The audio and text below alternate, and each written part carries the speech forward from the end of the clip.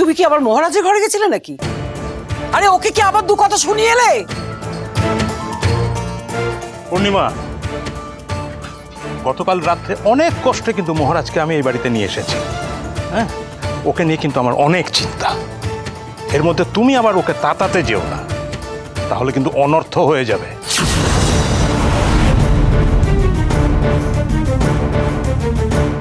কি হলো কি পূর্ণিমা? আর চলে যাচ্ছ কেন? আমি তো কিছু জিজ্ঞাসা করছি তোমাকে। অদ্ভুত আচরণ। হ্যাঁ, তো তোয়াক্কাই করলো না। তোর বউ কবে কাকে তোয়াক্কা করেছে বলতে পারিস? আমার মনে হয় মা মেজদার বন্ধুকে কিছু বলতেই গেছিল। আমি কত কাণ্ড করে মেজদাকে ফিরিয়ে আনলাম, আর মেজদা যদি বাড়িতে না থাকে না, তাহলে আমি আর এ বাড়িতে থাকবো না।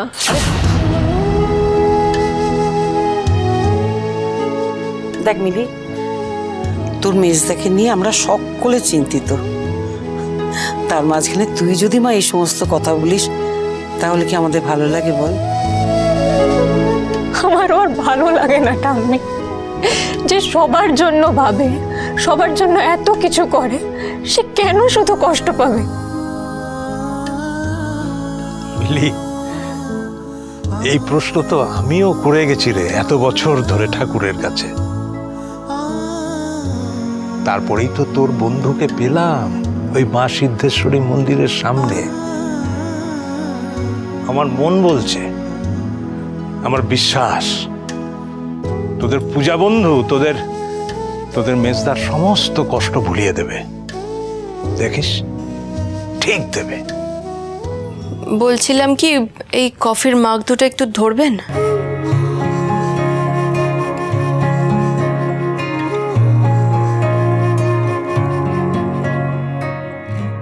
দিন।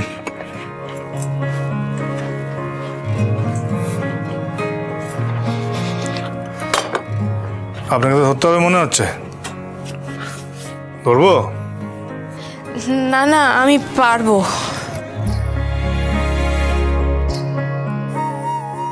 দেখেছেন দেখেছেন, এক্ষুনি আপনাকে আমি বললাম না। না না, সবসময় যে আপনি সব কিছু পারবেন তার কি কোনো মানে আছে? দরকার পড়লে বলবেন, হেল্প চাইলে বলবেন, তাতে তো আপনি ছোট হয়ে যাবেন না। আমাকে একটু বাথরুম অবধি পৌঁছে দেবেন? হ্যাঁ, এই হলো কথার মতো কথা। আসুন, ধরুন, আস্তে।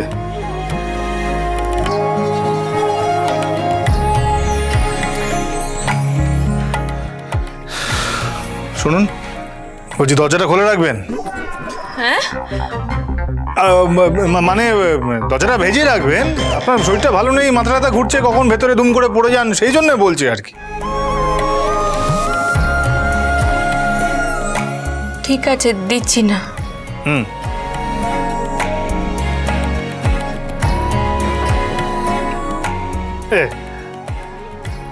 আচ্ছা খেপি মেয়ে, এটা আমাকে জব্দ করতে গেছিল, আমি মহারাজ।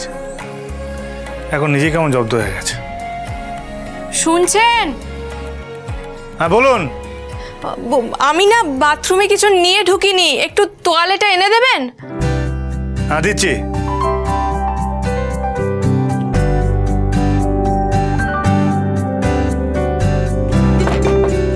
এই যে দিন।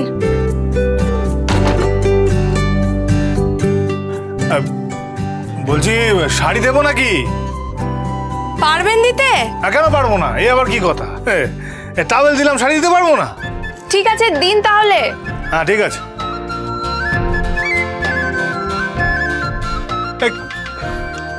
কোন শাড়ি দেবো? এখানে তো অনেক শাড়ি, লাল, নীল, হলুদ, সবুজ, খয়েরি সবই আছে। উফ বাবা, যেটা ইচ্ছে দিন না। হ্যাঁ, এই শুনুন, হ্যাঁ, এই আমার ওখানে ওই জামা কাপড় ভেজানো আছে, ওগুলো কিন্তু ভুলেও কাচবেন না, বুঝতে পেরেছেন? না না বাবা, কাচিনি। উফ, হ্যাঁ খবরদার, মনে থাকে যেন। আমি তো জানি আপনি পছন্দ করেন না, আমি হাত দিইনি ওসবে।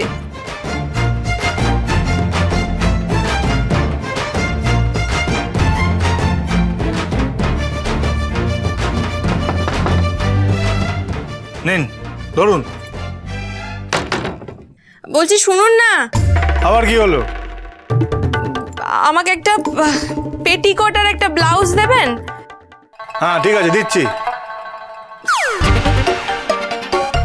ব্লাউজ আর কি বললেন? পেটিকোট। কি কোট? আরে বাবা পেটিকোট। সেটা আবার কি? কি মুশকিল, এভাবে যদি সব বলে বলে বোঝাতে হয় তাহলে তো। আরে বাবা, আমি তো কোনো মেয়ের সাথে আগে ঘর করিনি। তা এখনো কি ঘর করেন? রুম তো শেয়ার করি তো রুম। যাক বাদ দিন সব। আপনি কি বললেন, কি কোট? পেটিকোট। আরে বাবা সায়া সায়া, এবার বুঝেছেন? আচ্ছা সেটা বললেই হয়। দিন এবার।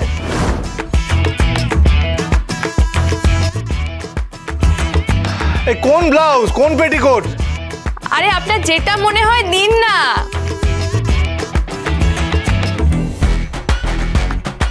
এই তো ধরুন। হ্যাঁ থ্যাংক ইউ। একটু তাড়াতাড়ি করুন, অলরেডি 10টা বেজে গেছে, পৌঁছতে হবে তো তাড়াতাড়ি। হ্যাঁ হ্যাঁ আসছি।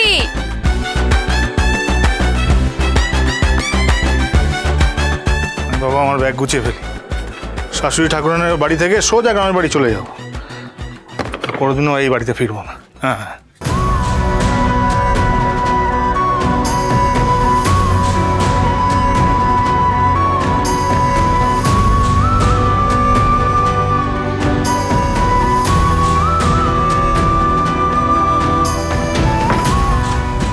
আপনার কিন্তু বেশ চয়েস আছে, বেছে বেছে সঠিক শাড়ির সাথে সঠিক ব্লাউজটাই এনে দিয়েছেন।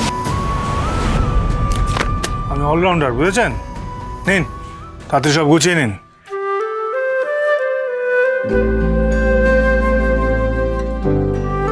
আপনি গ্রামের বাড়ি যাবেন বলে সব গোছাচ্ছেন?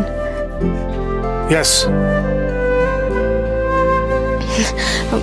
বলছি আমাকেও নিয়ে যাবেন গ্রামের বাড়িতে?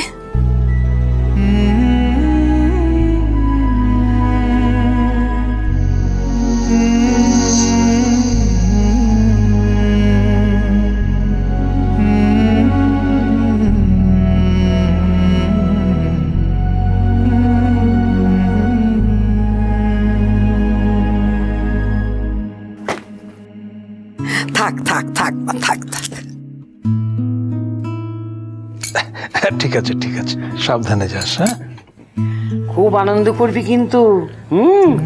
এই অষ্টমঙ্গলা করতে গিয়ে বাপের বাড়িতে 2 দিন খুব আনন্দ করবি। কিরে পূজা মা, সে কোথায়? রেডি হয়নি বুঝি এখনো? না ওই ওই তো মির্জা এসে গেছে।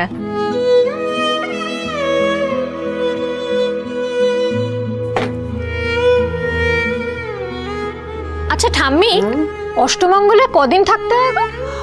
সুমঙ্গলে যখন বলা হচ্ছে তার মানে নিশ্চয়ই 8 দিনই থাকবে। না না তোর অষ্টমঙ্গলা মানে হচ্ছে বিয়ের 8 দিনে বাপের বাড়িতে যাবে মেয়ে, সেইখানে গিয়ে জোর টোর খুলে 2.5 দিন থেকে তারপর আবার বর বউ ফিরে আসবে।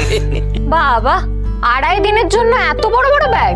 হ্যাঁ, তোদের বন্ধু বৌদি 2.5 দিনের জন্য একটা জন শাড়িপত্র নিয়েছে হয়তো। না না, সে ঠিক আছে, পূজা মা তার জন্য না অনেক শাড়ি লাগবে, যার জন্য ব্যাগটা বড় হয়েছে। কিন্তু তোর ব্যাগে কি এমন হাতি ঘোড়া আছে রে? তোর ব্যাগ এত বড় কেন? বাবা আমার মনে হয় কি বলতো, মানে আমাদের বন্ধু 1 ডজন শাড়ি নিয়েছে, তাকে পাল্লা দেওয়ার জন্য আমাদের মেজদাও 1 ডজন জামা প্যান্ট নিয়েছে। এই চুপ কর। এর মধ্যে আমার বইপত্র আমি নিয়েছি, কি করবো? অফ টাইমে বই পড়বো, বইয়ের থেকে ভালো বন্ধু কে আছে? তুই কি ঠিকই করে নিয়েছিস যে অষ্টমঙ্গলার থেকে গ্রামের বাড়িতেই চলে যাবি?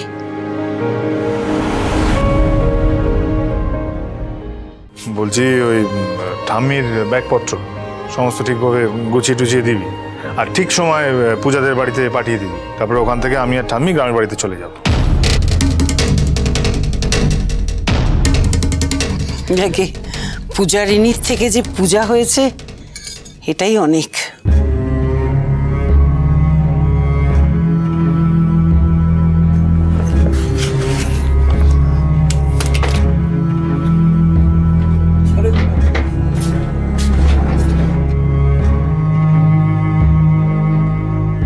আচ্ছা এইরকম মুখ করে তুই বাপের বাড়ি যাবি? এটা কি আমাদের ভালো লাগে বলতো? আমারও তো ভালো লাগছে না ঠাম্মি, কিন্তু কি করব, তুমি কিছু একটা করো না।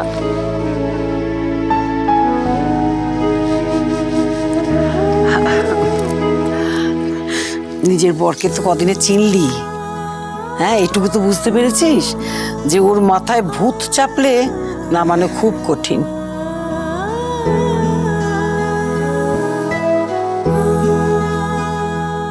তাহলে কি সত্যি আমাদের আর এই বাড়িতে থাকা হবে না?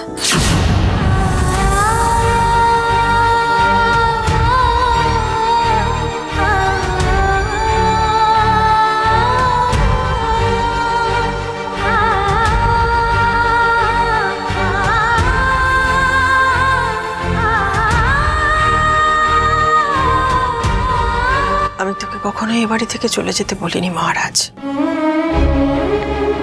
এটা তোর জেদ, শুধু শুধু অকারণ জেদ, অকারণ।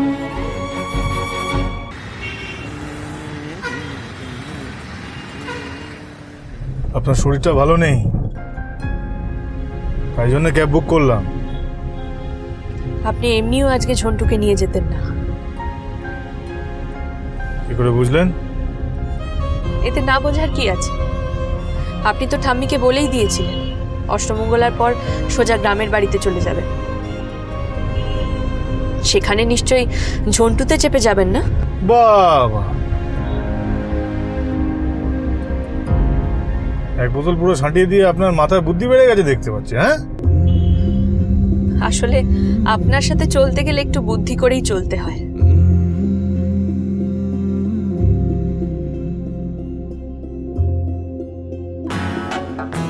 তুমি কি দেখছো ভাই? দেখে গাড়ি চালাও না আগে, দেখছো তো টকিং হচ্ছে। যদিও আমার বুদ্ধির সাথে বোতলের কোনো সম্পর্ক নেই, কারণ এতদিন ধরে তো আপনাকে দেখছি, এটুকু বুঝতে অসুবিধা হয় না।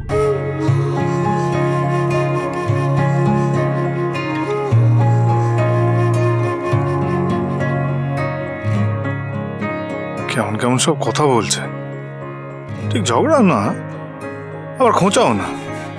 কি হচ্ছে কেসটা? হ্যাঁ, এই এই ছোকরুটি কি আমার প্রেমে পড়েছে নাকি? আমি তো আপনাকে একদম পছন্দ করি না মিস্টার গুন্ডা মাথা গরম, তবুও আপনি গ্রামে চলে যাবেন শুনে আমার এত কষ্ট কেন হচ্ছে? এরকম কষ্ট তো আগে হয়নি কখনো। কি হলো আমার? মা গো, মা সিদ্ধেশ্বরী, আমাকে দিশা দেখাও মা।